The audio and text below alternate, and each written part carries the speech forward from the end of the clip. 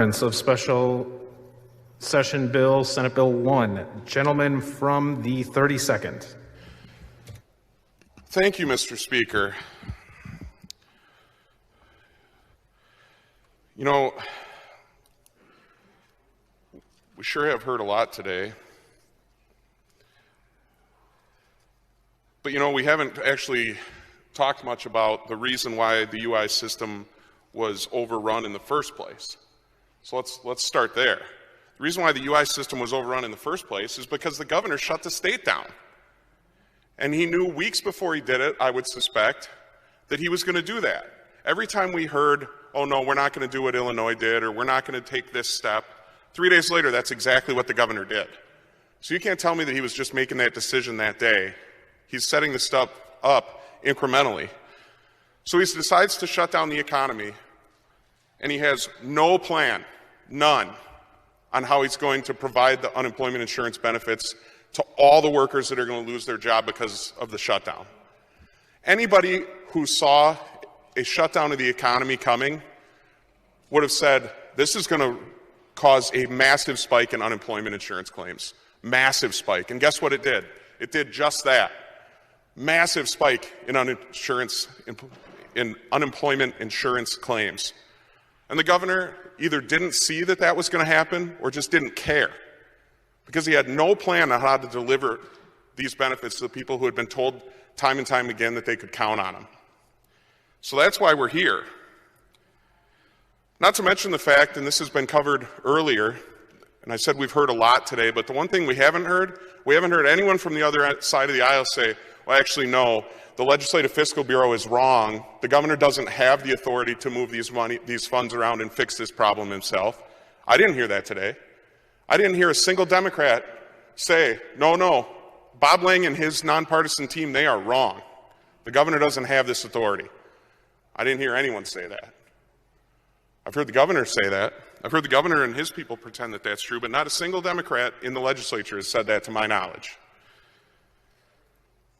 Now, the governor has chose not to solve this problem.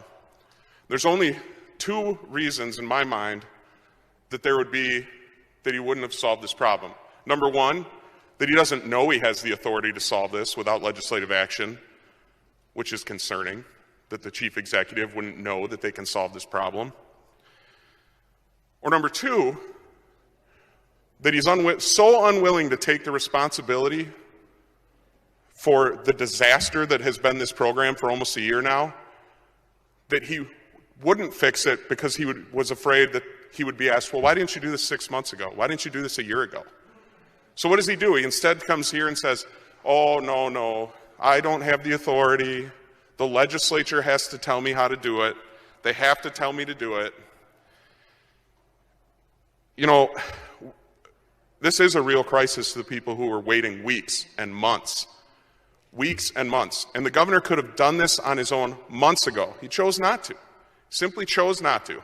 Again, for one of the two reasons that I said before. And I'm really not sure which one of those two is worse, because on one hand, you have a governor who doesn't even understand what his powers are.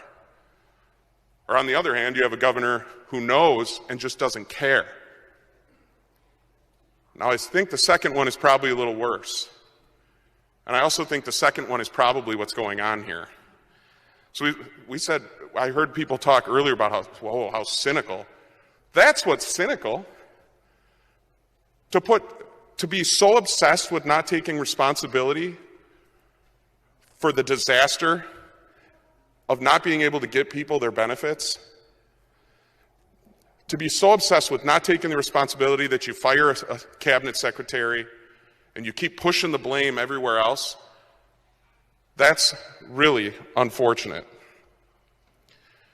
So if the governor needs us to come here and say, okay, even though you can already do all of this, you can do it,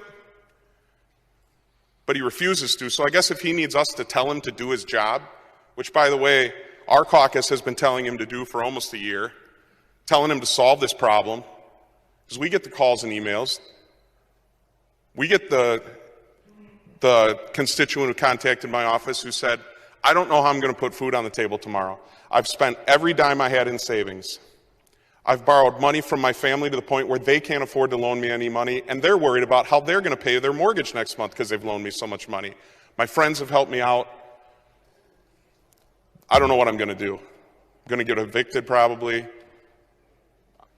They don't know what to do. They're desperate. So to say that this is a fake crisis, like we heard the minority leader say at the beginning of this debate today, it's not fake to the people who were wondering how they were going to pay their bills, I'll tell you that much. That's a real crisis. And it wasn't a crisis that they created. It was a crisis that the governor created and that he doubled down on over and over and over for almost a year while these people waited for this assistance that they've been told for years that unemployment insurance would be there for them. So we'll vote for this today, and I'm encouraging everybody to vote for this because a vote for this is a signal to the executive branch, regardless of what party you're from here. It's a signal to the governor that he's got to fix this once and for all. Fix this problem. And if he needs us to be the ones to tell him to do it, then that's what we'll do today. The vote's yes. Thank you, Mr. Speaker.